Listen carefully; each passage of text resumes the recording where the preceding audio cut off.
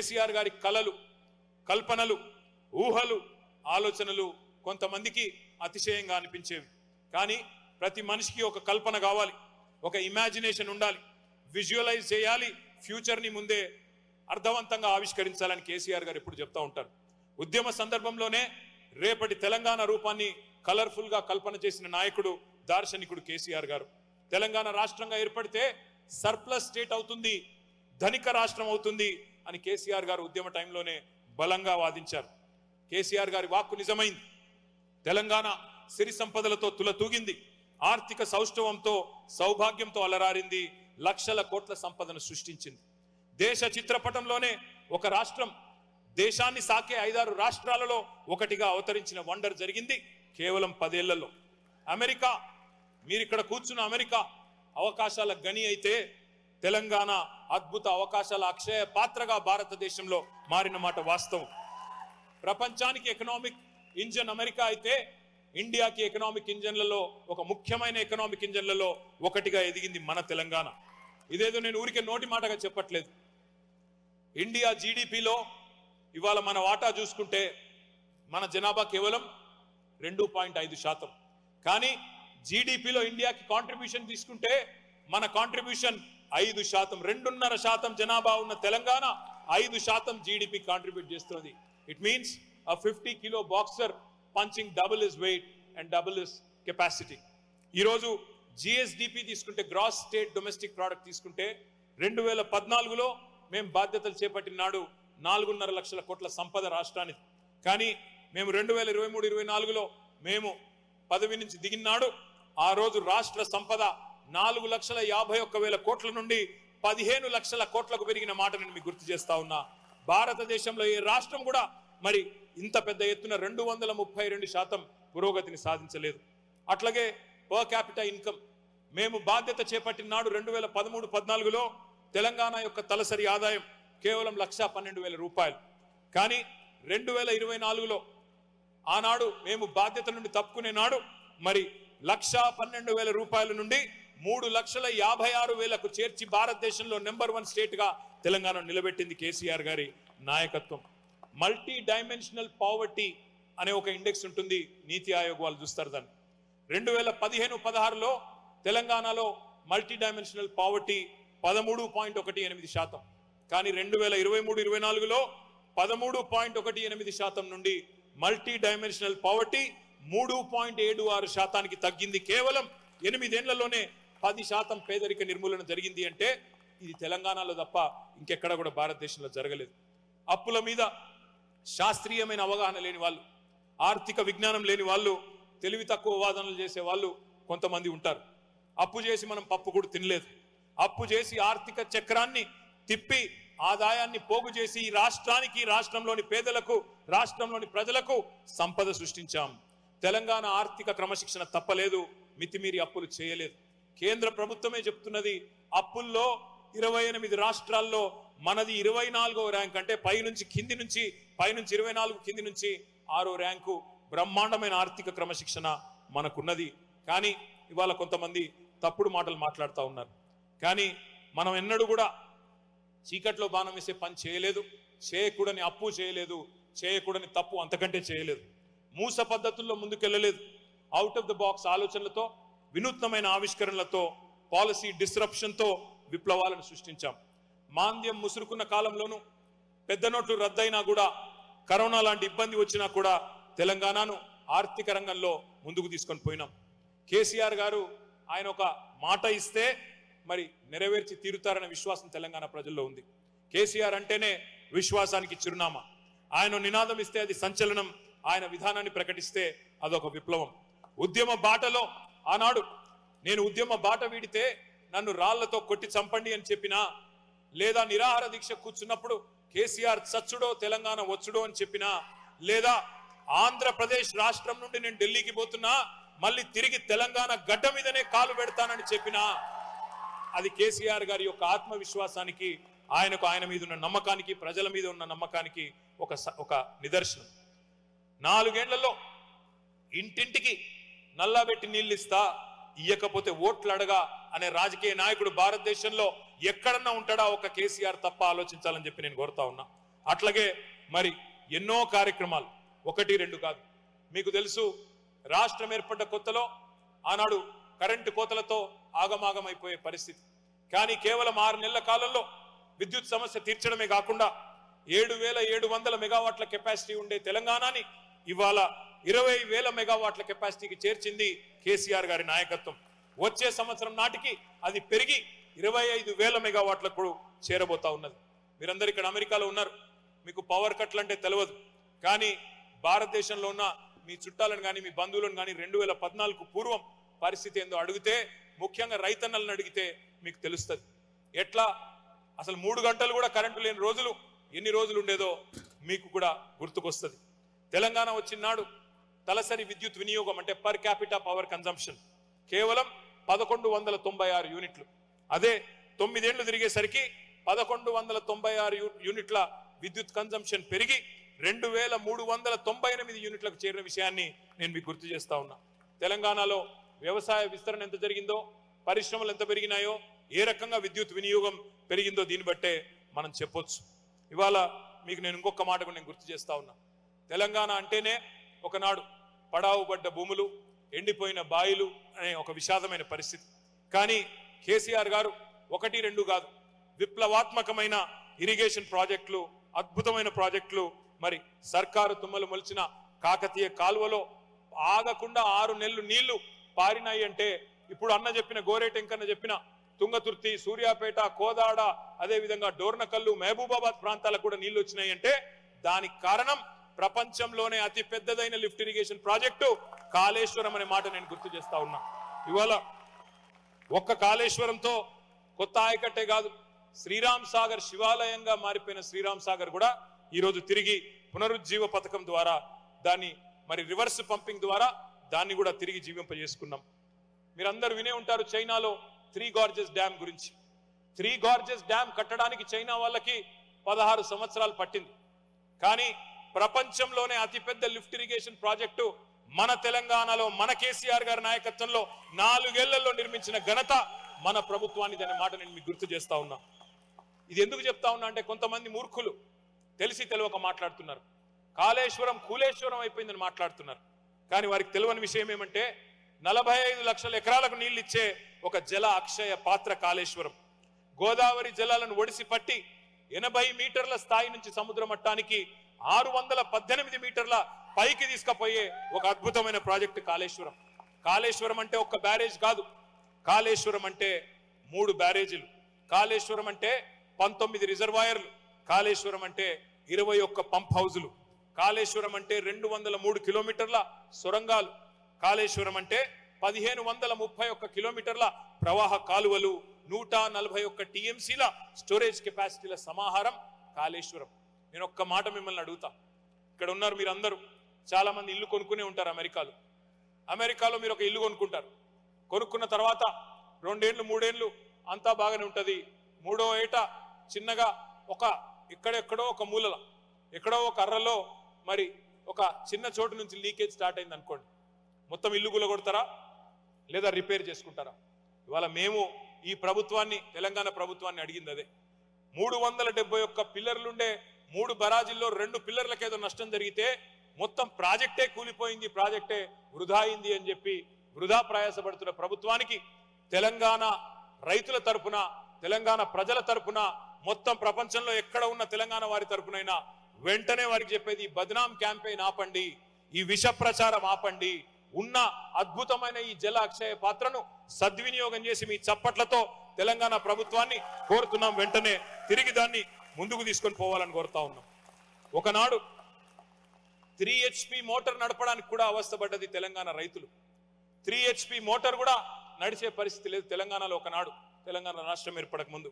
అట్లాంటి తెలంగాణలో ఇవాళ 140 మెగావాట్ల బాహుబలి పంపులు గర్జించి అటు పాలమూరు రంగారెడ్డి ఎత్తిపోతల పథకంలో గాని, ఇటు కాళేశ్వరం పథకంలో గాని అద్భుతంగా నీళ్లను, కృష్ణా నీళ్లు గాని, గోదావరి నీళ్లను గాని అద్భుతంగా మన బీడు భూములకు మళ్లించినాం. అట్లాగే దక్షిణ తెలంగాణకు వరప్రదాయిని అయిన పాలమూరు రంగారెడ్డి ఎత్తిపోతల పథకం కూడా 90% పూర్తయింది. కేవలం ఇంకో 10% మాత్రమే మిగిలింది. కానీ దాన్ని పూర్తి చేస్తే కేసీఆర్కి మంచి పేరు వస్తుందని చెప్పి చేస్తలేరు, కానీ చెయ్యాలని చెప్పి కూడా మనం కోరాల్సిన అవసరం ఉన్నది. మీకు ఒక్క మాటలో చెప్పాలి అంటే, ఒకనాడు దాశరథి గారు నా తెలంగాణ కోటి రతనాల వీణ అన్నారు.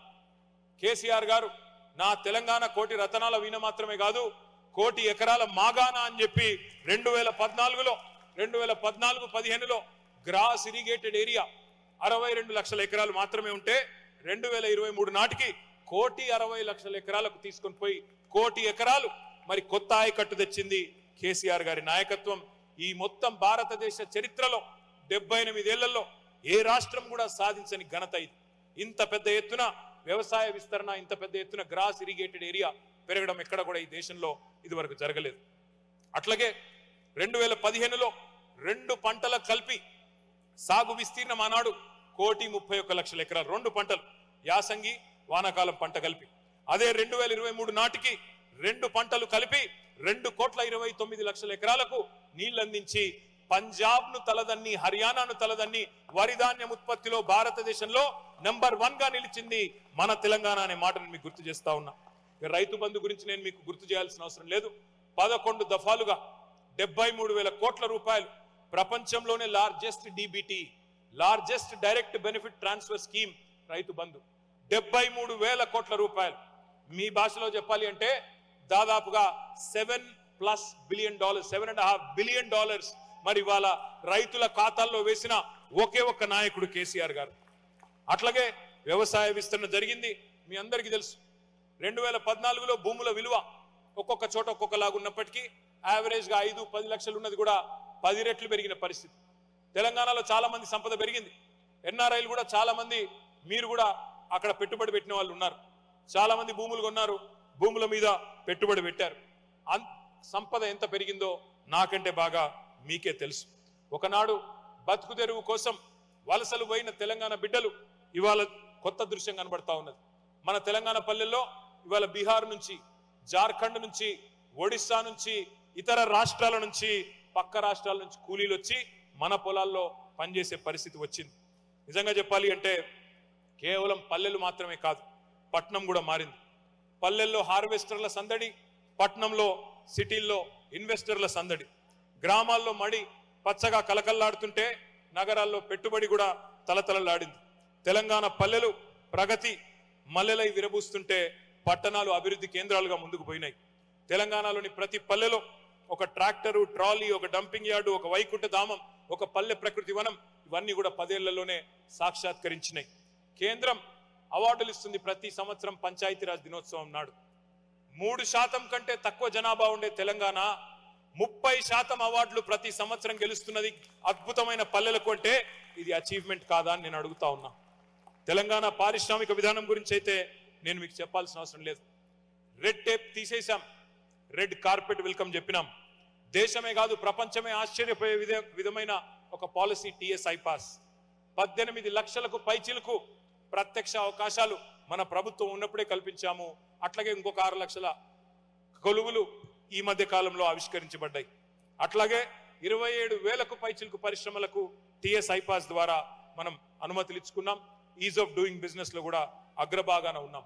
మీ అందరికీ తెలుసు, గూగుల్ కానీ, మైక్రోసాఫ్ట్ కానీ, అమెజాన్ కానీ, అట్లాగే మెటా కానీ, అట్లాగే మరి ఊబర్ కానీ, సేల్స్ ఫోర్స్ కానీ, యాపిల్ కానీ, ఈ అన్ని కంపెనీల 2వ అతిపెద్ద క్యాంపస్ ప్రపంచంలో మన హైదరాబాద్ కు గత 10 ఏళ్లలోనే తెచ్చుకున్న మాట నేను మీకు గుర్తు చేస్తా ఉన్నా. గ్లోబల్ కేపబిలిటీ సెంటర్స్ పెరిగినాయి హైదరాబాద్ లో. హైదరాబాద్ విస్తరించింది. చాలా మంది NRI మిత్రులు చెప్తా ఉంటారు నేను కలిసినప్పుడు. నిన్న రాత్రి కూడా డిన్నర్ లో 2 మిత్రులు చెప్తా ఉన్నారు, మేము మార్పు అనేది ఎవ్రీ 2 years కి మేము వస్తే మాకు కొత్తగా కనబడేది. హైదరాబాద్ లో కొత్త కొత్త ఫ్లైఓవర్లు, కొత్త కొత్త రోడ్లు వస్తే మాకే అర్థం కాకపోయేది ఎక్కడున్నామో, అంత మార్పు చేశారండి మీరు అని చెప్పి నిన్న రాత్రి 2 మిత్రులు చెప్తా ఉండే. మీకు నాకే కాదు, తమిళనాడు నుంచి వచ్చిన సూపర్ స్టార్ రజనీకాంత్ కూడా ఆశ్చర్యం అనిపించింది హైదరాబాద్కి వస్తే. ఆయన కూడా అన్నారు, నేను హైదరాబాద్ లో ఉన్నానా, న్యూయార్క్ లో ఉన్నానా అన్నారు. అట్లాంటి మార్పు 10 ఏళ్లలోనే హైదరాబాద్ లో తీసుకొచ్చినాము అంటే దానిలో ప్రధానమైన పాత్ర మన IT రంగానికి. ఇక్కడ ఉండే IT ఉద్యోగులు డాలస్ లో కానీ, అమెరికాలో కానీ, మీరు మీ చొరవతో, మీ ఆశీర్వాదంతో, మీ సహకారంతో మన IT రంగాన్ని కూడా విస్తరించుకున్నాం. 2014లో మన IT ఎక్స్పోర్ట్స్ 57,000 కోట్లు, 2023లో మేము దిగిపోయే నాడు 57,000 కోట్ల నుండి 2,41,000 కోట్లకు తీసుకొని పోయాం. 2014లో ఐటీ ఉద్యోగుల సంఖ్య హైదరాబాద్ లో 3,23,000. అదే మేము దిగిపోయే నాడు 2023లో 9,46,000కు తీసుకొని పోయినాం. అట్లాగే భారతదేశంలో ఉత్పత్తి అయ్యే ప్రతి 3 ఐటీ జాబ్స్ లో ఒకటి తెలంగాణ నుండే వస్తూ ఉండడం అనేది మనందరికీ గర్వకారణం. టీ హబ్ కానీ, వి హబ్ కానీ, టీ వర్క్స్ కానీ ఇట్లా ఎన్నో వినూత్నమైన ఆలోచనలతో ఆవిష్కరణల్ని, స్టార్టప్స్ ని కూడా ప్రోత్సహించే పనిచేసినాం. ఒక్క ఐటీలోనే కాదు, లైఫ్ సైన్సెస్ లో కూడా అగ్రభాగాన్ని నిలబెట్టినాం హైదరాబాద్ని.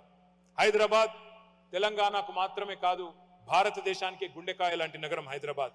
అందుకే అల్లర్లు అలజడులు లేకుండా ఒక ప్రశాంతమైన వాతావరణాన్ని, ఒక అద్భుతమైన శాంతి భద్రతలు ఉండాలని చెప్పి 10 లక్షల సీసీ కెమెరాలు పెట్టి హైదరాబాద్ ని ఒక లవబుల్, లివబుల్, సేఫ్ సిటీగా తీర్చిదిద్దాం. అట్లాగే ప్రపంచవ్యాప్తంగా ఉండే కంపెనీలను, పెట్టుబడులను ఆకర్షించి ప్రైవేట్ రంగంలో మరి ఉపాధి అవకాశాలు కల్పించడమే కాకుండా ప్రభుత్వ రంగంలో కూడా 10 ఏళ్ల కాలంలో 2,32,000 ఉద్యోగాల భర్తీ చేసి లక్షలాది మంది తెలంగాణ బిడ్డలకు అవకాశం ఇచ్చుకున్నాం. ప్రైవేట్ రంగంలో నేను మీకు ఒక చిన్న కథ చెప్తాను.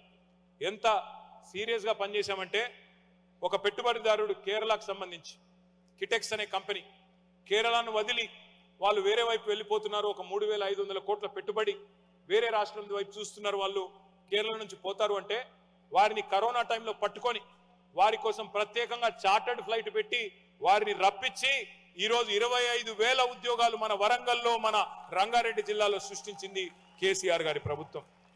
కేసీఆర్ గారు తీసుకున్న ప్రతి సంక్షేమ కార్యక్రమం కానీ, ప్రతి విధానం వెనకాల ఒక సామాజిక సోయి, ఒక ఫిలాసఫీ ఉంది. ప్రతి స్కీమ్ వెనకాల ఒక మానవీయ స్పర్శ ఉంది, సామాజిక సంస్కరణ ఉంది, కొంత ఆర్థిక కోణం కూడా ఉన్నది. పేద ఆడపిల్లల పెళ్లికి 1,116 కానుకనిచ్చే ఏకైక ప్రభుత్వం భారతదేశంలో కేసీఆర్ గారి ప్రభుత్వం. 12 లక్షల మంది ఆడబిడ్డలకు లగ్గాలు చేసింది కేసీఆర్ ప్రభుత్వం. అట్లాగే కేసీఆర్ కిట్, చాలా మంది తెలవక అనుకుంటారు అదేదో కేవలం రొటీన్ గా పెట్టిన కార్యక్రమాన్ని. ఇన్స్టిట్యూషనల్ డెలివరీస్ ని పెంచడానికి, 100% ఇన్స్టిట్యూషనల్ డెలివరీస్ చేయడానికి, ఇవాళ ఇన్ఫెంట్ మోర్టాలిటీని తగ్గించడానికి, మెటర్నల్ మోర్టాలిటీని తగ్గించడానికి పెట్టిందే కేసీఆర్ కిట్టు. దానివల్ల ఎన్ని ఫలితాలు వచ్చినాయో ఒక్క నిమిషం మీకు చెప్తాను. శిశు మరణాలు అంటే ఇన్ఫెంట్ మోర్టాలిటీ రేట్ ప్రతి 1000కి మరి తెలంగాణ ఏర్పడిన నాడు 39 మంది శిశువులు చనిపోయేటోళ్ళు. IMR was 39. ఐఎంఆర్ ని 39 నుంచి ఇన్ఫెంట్ మోర్టాలిటీ రేట్ ని కేసీఆర్ కిట్ వల్ల 21కి తగ్గించగలిగాం. అట్లాగే ఎంఎంఆర్, మెటర్నల్ మోర్టాలిటీ రేట్ ప్రతి 1,00,000 జననాలకు 81 ఉండేది, దాన్ని 43కు తగ్గించగలిగాం. ఇట్లా భారతదేశంలో సాధించిన రాష్ట్రాలు కొన్నే ఉన్నాయి. హెల్త్ లో మన ర్యాంకింగ్ 2014లో 12వ స్థానంలో ఉండేది, 23 నాటికి 3వ స్థానానికి ఎదిగాం. ఒకనాడు సినిమాల్లో కవులు పాటలు రాసేది, నేను రాను బిడ్డో సర్కారు దవాఖానకు అని. అట్లాంటి పరిస్థితి నుంచి నేను సర్కారు దవాఖానకే పోతా, అక్కడైతేనే మా మేనమామ కేసీఆర్ గారు ఇచ్చే కేసీఆర్ కిట్ వస్తుందని చెప్పే పరిస్థితి తీసుకొచ్చింది తెలంగాణ ప్రభుత్వం. తెలంగాణలో విప్లవాల జాబితాలో మరొక ముఖ్యమైన విప్లవం గురుకులాలు. కేసీఆర్ గారి నాయకత్వంలో 1, 2 కాదు, 1022 గురుకులాలు పెట్టుకున్నాం. 6 లక్షల మంది అట్టడుగు వర్గాల పిల్లలకు ఒక్కొక్కరికి నెలకు 10,000 రూపాయలు ఒక్కొక్కరి మీద ఖర్చు పెడుతూ, సంవత్సరానికి 1,20,000 రూపాయలు ప్రభుత్వమే ఖర్చు పెడుతూ వారిని ప్రపంచంతో పోటీపడే పౌరులుగా తయారు చేసే ఒక బృహత్తరమైన కార్యక్రమం ఎస్సీ, ఎస్టీ, బీసీ, మైనారిటీ వర్గాలు, అదేవిధంగా అగ్రవర్ణాల్లో ఉండే వెనుకబడ్డ వర్గాలకు కూడా చేసుకున్నాం. కేవలం గురుకులాలే కాదు, భారతదేశం మొత్తంలో ఏ రాష్ట్రంలో ఈ రికార్డు లేదు.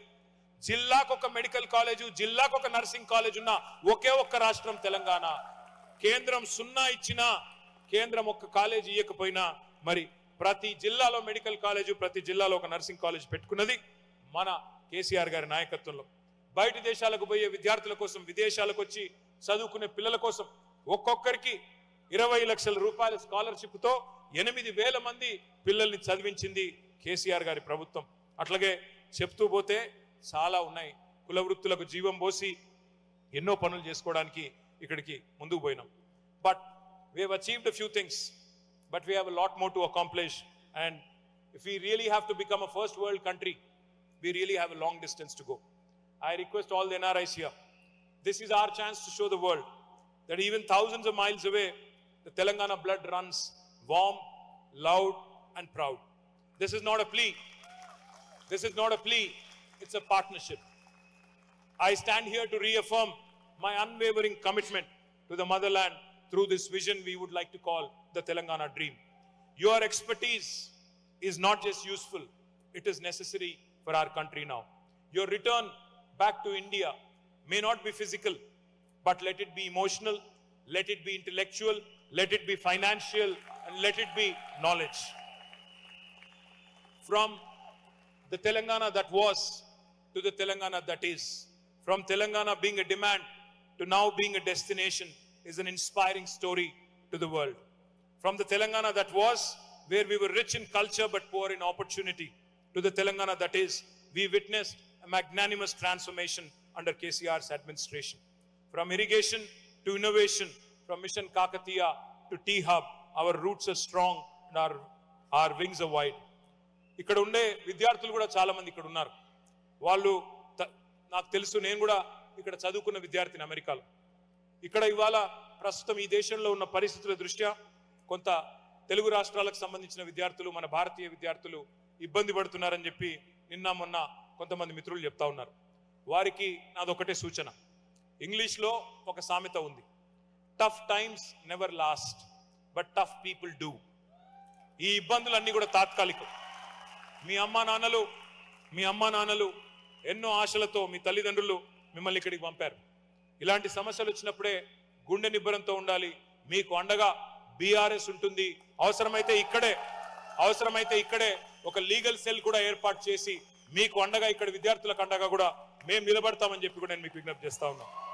ఒక అన్నగా ఒక సోదరుడిగా ఇక్కడ ఉండే స్థానిక ఇమిగ్రేషన్ లాయర్లతో కూడా మేము మాట్లాడి అవసరమైతే ఒక ప్రత్యేక లీగల్ సపోర్ట్ కూడా మీకు అందజేస్తామని చెప్పి కూడా కేసీఆర్ గారి దూతగా నేను మీకు అభయం ఇస్తా ఉన్నాను. ఇవాళ మీ అందరికీ తెలుసు, ప్రపంచమే ఒక నాలెడ్జ్ బేస్డ్ ఎకానమీ. విజ్ఞాన ఆధారిత సమాజాలు, దేశాలు అగ్రస్థానానికి ఎగబాకుతున్నాయి. ఇన్నోవేషన్, టెక్నాలజీ, నూతన ఆవిష్కరణలు దేశాల మనుగడకు, వ్యక్తుల మనుగడకు, సంస్థ మనుగడకు కీలకంగా మారినాయి. క్వెస్ట్ ఫర్ ఎక్సలెన్స్, నిరంతర విజ్ఞాన అన్వేషణ కొనసాగుతూనే ఉంటుంది. Quest for excellence is incessant. శతాబ్ద కాలంలో జరిగే మార్పులు గతంలో ఇప్పుడు దశాబ్ద కాలంలోనే జరిగిపోతున్నాయి. ఎన్నో మార్పులు ఏడాదిలోనే జరిగిపోతా ఉన్నాయి. చాలా మంది మీరు డెవాప్స్ జాబ్స్ పోతాయి, ప్రోగ్రామింగ్ జాబ్స్ పోతాయి ఏఐ రెవల్యూషన్ వల్ల అనే ఆందోళన కూడా మీలో ఉన్నది. కృత్రిమ మేధస్సు ఏఐ ప్రపంచాన్ని ఊపేస్తున్నది. మార్పు జరిగిన ప్రతిసారి భయము, ఆందోళన సహజం. అందరం మనుషులమే. తట్టుకోగలమా, నెట్టుకు రాగలమా అనే సందేహాలు వస్తూనే ఉంటాయి. కానీ మార్పు అనివార్యం. Change is the only constant. ఆ మార్పుల్లో మనం మనుగడ సాధించాలి అంటే మార్పుకు అలవాటు పడాలి, మార్పును ఆస్వాదించాలి. చార్ల్స్ డార్విన్ చెప్పింది కూడా ఇదే. It is not the strongest of the species that survive, not the most intelligent that survives, it is the one that is most adaptable to change. ఎవరైతే మార్పును ఆస్వాదిస్తారో, మార్పును స్వీకరిస్తారో, మార్పును స్వాగతిస్తారో వారు మాత్రమే సర్వైవ్ అవుతారు. మనకు తెలివి ఎక్కువ ఉందా లేక మనకు ఎక్కువ సంపద ఉందా అన్నది కాదు, ఎవరైతే జరుగుతున్న మార్పును, సామాజిక మార్పును స్వాగతిస్తారు అని. The only way to survive in today's world is to constantly skill, up skill and reskill. మనం స్టాగ్నేట్ అయిపోతే అవకాశాలు ఉండవు. ముఖ్యంగా అమెరికాలో మీకు తెలుసు, నాకంటే బాగా మీకు తెలుసు, నేను పరిశ్రమను వదిలిపెట్టి 20 ఏళ్ళు దాటిపోయింది, నాకంటే బాగా మీకు తెలుసు ప్రస్తుతం ఉన్న పరిస్థితులు. కానీ మీకు ఎదురయ్యే ప్రతి సవాల్ని, ప్రతి సాంకేతిక సవాల్ని కూడా మీరు స్వీకరించి సమర్థతను నిరూపించుకుంటారని నాకు తెలుసు. దానికి మీకు తెలంగాణ కథ, తెలంగాణ విజయగాథ మీకు స్ఫూర్తినిస్తుంది. కేసీఆర్ గారి 14 ఏళ్ల పోరాటం కూడా మీకు స్ఫూర్తినిస్తుందని చెప్పి కూడా నేను నమ్ముతా ఉన్నాను. తెలంగాణ ముద్దుబిడ్డ, మాజీ ప్రధానమంత్రి, తెలుగు బిడ్డ, తెలుగు టీవీ పివి నరసింహారావు గారు ఒక మార్పును ఆహ్వానించి భారతదేశం దిశా దశను మార్చేసినారు. సంస్కరణలకు ఆద్యుడై ప్రపంచీకరణకు తలుపులు తెరిచి భారతదేశ ఆలోచన సరళిని కూడా మార్చేసిండు. మన భారతీయులు, మన తెలుగువారు ఈరోజు గ్లోబల్ కంపెనీలకు సారథులై గొప్పగా రాణిస్తా ఉన్నారు. మీరు మీ వృత్తుల్లో, మీ ఉద్యోగాల్లో, మీ వ్యాపారాల్లో మరింత ఎత్తుకు ఎదగాలని మనస్ఫూర్తిగా కోరుతా ఉన్నాం. ప్రపంచమంతా మీరు విస్తరించండి, మన మేధస్సు గొప్పతనం చాటుతూనే ఉండండి.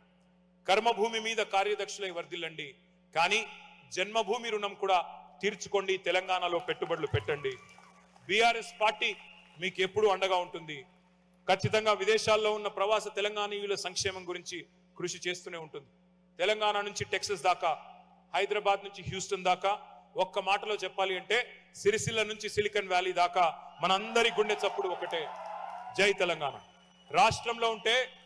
రాష్ట్రంలో ఉంటే మనమంతా తెలంగాణ వాళ్ళం. రాష్ట్రం సరిహద్దు దాటితే మనమంతా తెలుగు వాళ్ళం. దేశ సరిహద్దులు దాటితే మనమంతా భారతీయులం. ప్రతి అస్తిత్వం కూడా మనందరికీ గర్వకారణం. ఈ సందర్భంగా దేశ రక్షణ కోసం కూడా మన పహల్గాంలో జరిగిన దుర్మార్గమైన ఘటన తర్వాత మన దేశాన్ని కంటికి రెప్పలాగా కాపాడుతున్న మన సైనికులందరికీ ఒక్కసారి గట్టిగా చప్పట్లతో మనందరం కూడా అభినందనలు చెప్దాం.